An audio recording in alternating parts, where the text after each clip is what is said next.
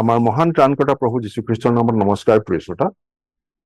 আজিৰ শাস্ত্ৰ পাঠ ফিলিপিয়া 4 নম্বৰ অধ্যায়ৰ 8 আৰু 9 নম্বৰ পদ।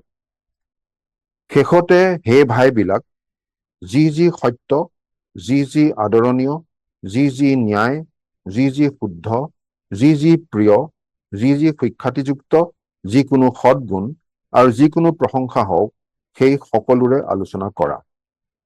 তোমালোকে যি শিকিলা, গ্ৰহণ কৰিলা, শুনিলা আৰু মোক দেখিলা, সেই সকলোকে আচৰণ কৰা। তাতে শান্তিৰ আকৰ ঈশ্বৰ তোমালোকৰ লগত থাকিব। সেয়া আছিল ফিলিপিয়া 4 নম্বৰ অধ্যায়ৰ 8 আৰু 9 নম্বৰ পদ। প্ৰতিজন খ্ৰীষ্টীয় বিশ্বাসী যি সত্য, যি আদৰণীয়, যি ন্যায়, যি শুদ্ধ, যি সুখ্যাতিযুক্ত, এইবোৰ কথাহে চিন্তা কৰিবলৈ, আলোচনা কৰিবলৈ কোৱা হৈছে। আমি যি চিন্তা কৰি থাকো, আমি যিবোৰ আলোচনা কৰি থাকো, সেইবোৰেই আমাৰ আচৰণত প্ৰভাৱ পেলায়।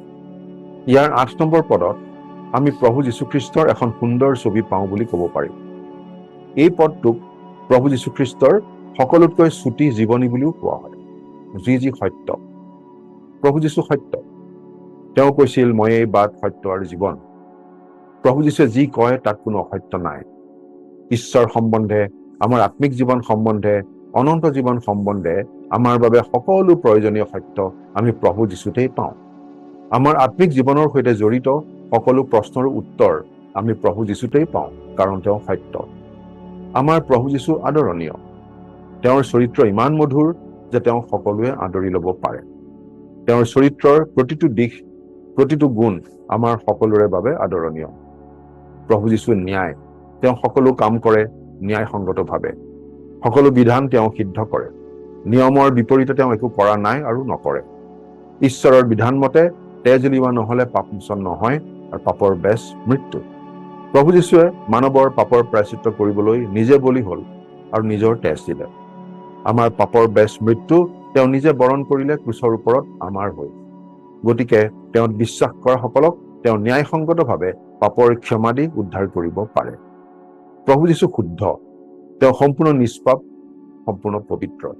তেওঁ মানুহবোৰক এনেদৰে প্ৰত্যাহ্বান জনাইছিল, তোমালোকৰ মাজৰ কোনে মোক পাপী বুলি প্ৰমাণ দিব পাৰে? আৰু মই যদি সত্য কথা কওঁ, তেন্তে কিয় মোক বিশ্বাস নকৰা? যোহন 8 নম্বৰ অধ্যায়ৰ 46 নম্বৰ পদ। তেওঁ এই বুলিও কৈছিল, জগতৰ অধিপতি আহিছে আৰু মুঠ তাৰ একো নাই। যোহন 14 নম্বৰ অধ্যায়ৰ 30 নম্বৰ পদ। শয়তানে আমাৰ মাজত কিবা নহয় কিবা এটা বিচাৰি উলিয়াব পাৰে, যিটোৰে আমাক বিপদত পেলাবলৈ, অপথে নিবলৈ শয়তানে সুযোগ পাব পাৰে। কিন্তু প্ৰভু যীশুত এনে একো নাই যিটোৱে শয়তানক কিবা এটা সুযোগ দিব পাৰে। প্ৰভু যীশুৰ বিষয়ে আমি এনেদৰেও পাওঁ, কিয়নো পবিত্ৰ, অকুটিল, নিৰ্মল, পাপীবিলাকৰ পৰা পৃথক কৰা আৰু স্বৰ্গতকৈ ওপৰ হোৱা এনে মহাপুৰোহিত আমালৈ উপযুক্ত আছিল। ইব্ৰী 7 নম্বৰ অধ্যায়ৰ 26 নম্বৰ পদ। প্ৰভু যীশু প্ৰিয়, কাৰণ তেওঁ দয়ালু, তেওঁ মৰমীয়াল, তেওঁ অনুগ্ৰহশীল। প্ৰভু যীশুৱেই এনে এগৰাকী ব্যক্তি যাক সকলোৱে ভাল পাব পাৰে।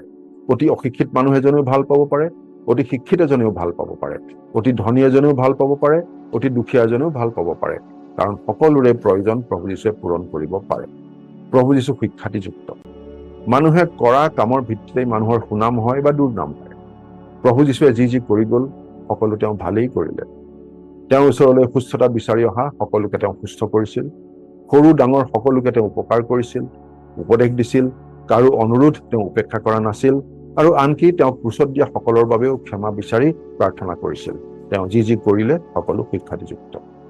সকলো সদ্গুণৰ তেওঁৱেই আকৰ। আমি যিমান সদ্গুণৰ কথা কল্পনা কৰিব পাৰো, সকলোবোৰ প্ৰভু যীশুৱে প্ৰদৰ্শন কৰিছিল। সকলো সদ্গুণ তেওঁৰ গাত আছিল। সকলো প্ৰশংসাৰ যোগ্য তেওঁহে, কাৰণ তেওঁত একো দুখ নাই, কোনো কলংক নাই। তেওঁ কেতিয়াও কাৰো একো অপকাৰ কৰা নাছিল, কাৰো অন্যায় কৰা নাছিল, কেৱল আনৰ উপকাৰেই কৰিলে। প্ৰভু যীশুৰ বিষয়ে ধ্যান কৰি থাকিলেই আমি সত্য, ন্যায়, সিদ্ধ, শুদ্ধ, সুখ্যাতিযুক্ত, আদৰণীয়, প্ৰশংসনীয়, সদ্গুণ এই সকলোবোৰৰ বিষয়ে ধ্যান কৰা হয়। প্ৰাৰ্থনা কৰিম। স্বৰ্গত থকা মৰমীয়াল পিতৃ ঈশ্বৰ, আমি যেন জাগতিক ভাৱ চিন্তাৰে নহয়, প্ৰভু যীশুৰ চিন্তাৰেহে আমাৰ মনটো পৰিপূৰ্ণ কৰি ৰাখিব পাৰিম, আমাক এনে সহায় কৰা। প্ৰভু যীশুৰ গুণবোৰ আমাৰ জীৱনৰ যোগেৰেও যেন অধিককৈ প্ৰকাশ পাই থাকিব, আমাক এনে সহায় কৰা। আজিৰ দিনটো তোমাৰ হাততে গতাইছো, ত্ৰাণকৰ্তা প্ৰভু যীশুৰ নামত, আমেন।